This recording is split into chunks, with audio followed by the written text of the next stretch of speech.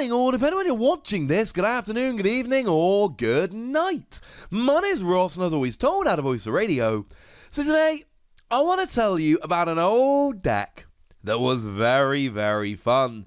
It wasn't exactly the best deck in the format, but it was one of these that was always there or thereabouts. It was flirting with the top tables, and it was an awful lot of fun.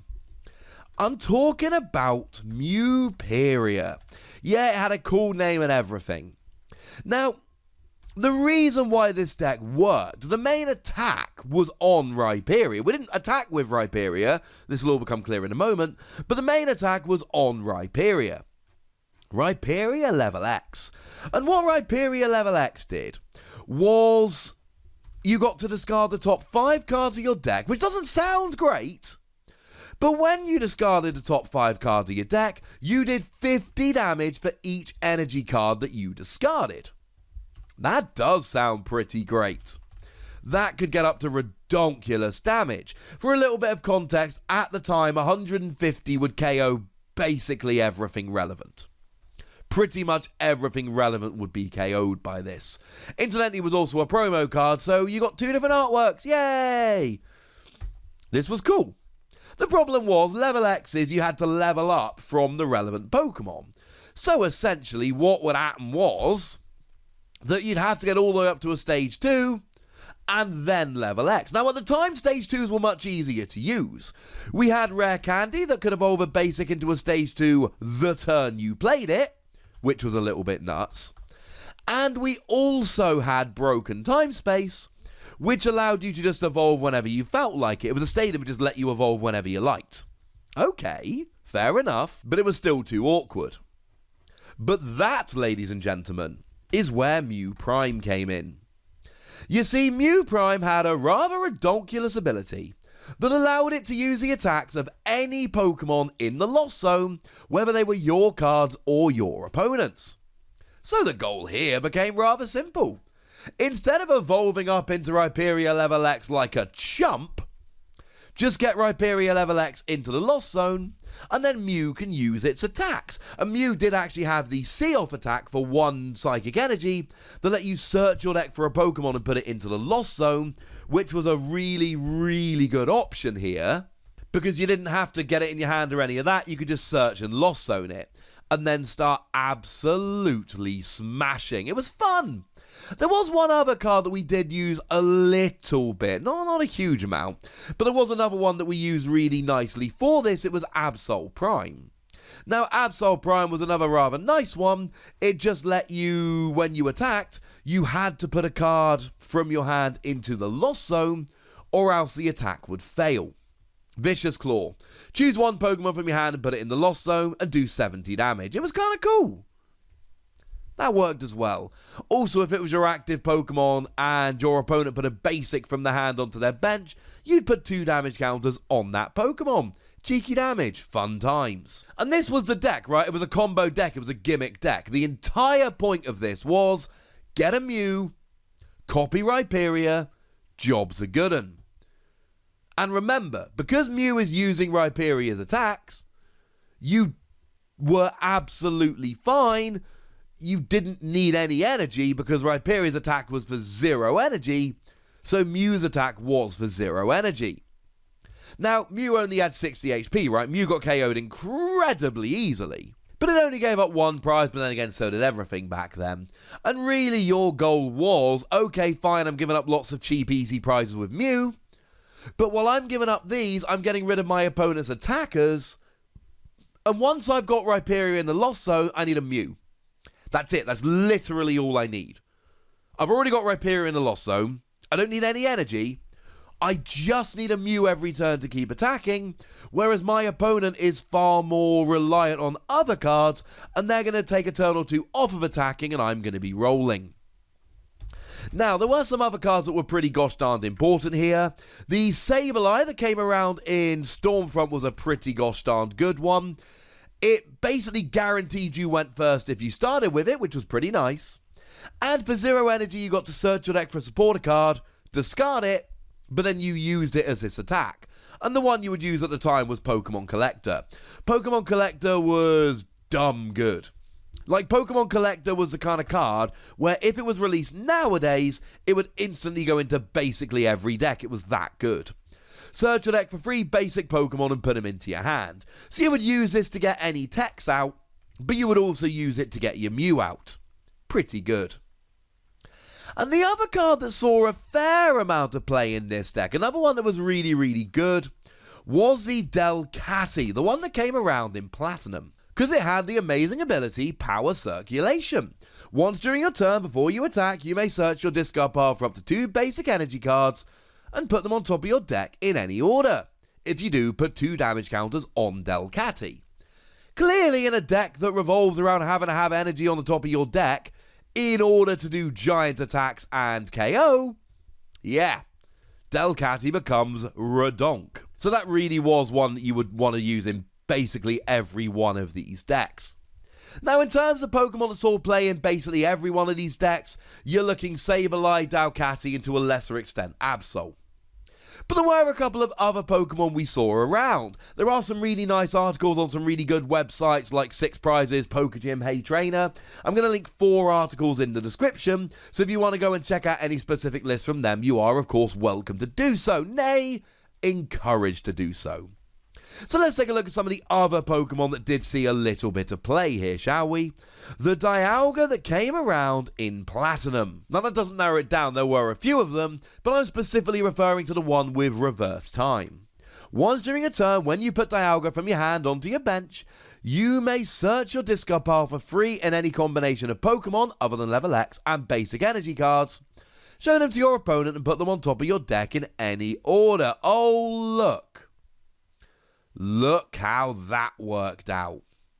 Because you see, as we've just mentioned, one of the things that's very, very important about this deck is that we make sure that we've got basic energy on top of your deck. Pretty much does the same thing as Delcatty. It's pretty gosh darn good. We love it. Now, one of the things we needed to counter here was Dialga G Level X. Dialga G Level X had a rather ridiculous Pokebody, which turned off all other Pokebodies.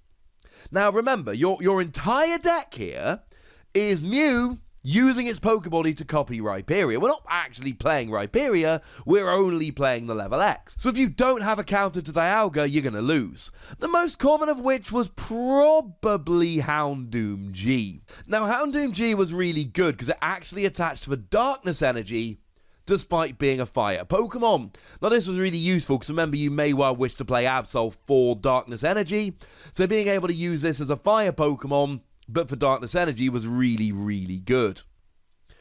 And it just did 80 damage, but it hit for weakness, so it would get a KO on Dialga G Level X. We did see a couple of people playing a Blaziken FB Level X line, which you could, but Houndoom G was generally the better option here. Mesprit from Legends Awakened was a really nice card that a bunch of people played. When you played it from your hand to your bench, it just turned off your opponent's Poke Powers for a turn. Slowed them down so you could get rolling was very nice. And the other one we saw see quite a lot of play was the Drifblim from Undaunted. You see, Drifblim from Undaunted had a really nice attack that just got rid of your opponent's active. Your opponent had to shuffle their active Pokemon and all cards attached to it into their deck. You see, sometimes you just had a Pokemon you couldn't deal with. Drifblim got rid of it. You had to shuffle Drifblim into your deck, but that was fine. Now, in terms of trainer cards, I'm not going to go through every trainer card that was ever played with this deck. I've already mentioned Pokemon Collector, that was a bit nuts. But in terms of other Pokemon search, we did have Duel Ball, flip 2 coins for each head, search for a basic Pokemon, that's ridiculous. And Luxury Ball here. Luxury Ball was awesome because it basically just let you search your deck for any Pokemon other than level X's. Remember, you never needed level X in your hand unless you were using Absol. Mew would search it from the deck and just Lost Zone it. And you only ever needed to Lost Zone one Rhyperior. You couldn't use Luxury Ball if you had a Luxury Ball in your discard pile, but it was a one-of in every deck because it was ridiculous. Judge was pretty good for disrupting your opponent. And also, Cyrus chaining was a thing back then, using Cyrus's conspiracy to search for some stuff and another Cyrus's conspiracy and so on. So breaking the chain with Judge was pretty gosh darn good. Seeker was a really good option. Could make your opponent pick up their Pokemon, but it could also let you pick up your Pokemon for if you didn't need them anymore, and for healing if you had any larger Pokemon you were playing, etc. And we did see Snowpoint Temple. Snowpoint Temple just increased the HP of basic Pokemon. There's an argument that putting Mew from 60 to 80 really doesn't make that big a difference. I'll let you figure that one out for yourselves. And in terms of energy, generally speaking, we were playing Psychic Energy here. Remember, we needed to use Mew's attack in order to get your Rhyperior into the Lost Zone. That was important. But we did see Rescue Energy played quite a lot as well. Rescue Energy, if Mew got KO'd with a Rescue Energy attached, you just went back to your hand. You want to try and force your opponent to KO 6 Mew to win the game.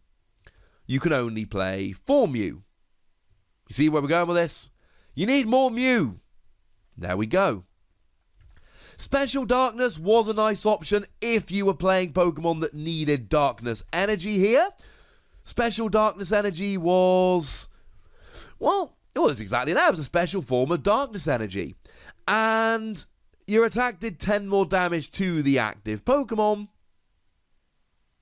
if it was a Darkness Pokemon using it. Like, for instance, Absol. So that might see a little bit of play there. We also saw double Colourless Energy seeing play. If you were using stuff like Houndoom or Drifblim, then yes, you would definitely want the double Colourless Energy. And we actually saw a little bit of love for Warp Energy as well. Warp Energy, when you attached it to your Pokemon, your active Pokemon, you switched to the bench. Really nice if you started with one of those tech Pokemon but you really wanted to attack with Mew, or you had to put one active. Good. Remember, if you're not using Mew's first attack to Lost Zone Rhyperior, if all you're doing here is just attacking using Rhyperior's attack, cool. You don't need any energy, so you can use your attachment for the turn as a Warp Energy. This was a fun deck, and it was not great against Dialga G even if you played counters, which was a big deck at the time, and it was kind of combo reliant. And it relied on a 60 HP Pokemon, and there would be games your opponent could just KO a Mew every turn, and it really didn't matter, and they didn't run out of steam. But there were plenty of other games where you would hit for huge damage continually and smash your opponent, and that was a lot of fun. And for that reason, I wanted to show it to you. So there we go. But I'd like to know what you think about Rhyperior. I'd like to know if you played it and what you thought about it, and if you didn't play it, and what you thought about it. So let me know in the comment section, go nuts, be nice, and then make sure you like this video, subscribe to this channel, follow me on Twitter at TheWassy, and Twitch for some live action at twitch.tv/PTCGRadio. If you want to support the channel, get some bonus podcasts and all that good stuff, head on over to patreon.com/PTCGRadio, where you can do exactly that. And please do make sure you're checking out youtube.com/WassyPlays, where you can find out about a whole bunch of games that don't have Pokemon in, but are pretty gosh darned awesome regardless. But by far the most important thing as always, look after yourselves till next time, would ya? Thank you very much for watching. My name's Ross, and you've been watching PTCG Radio.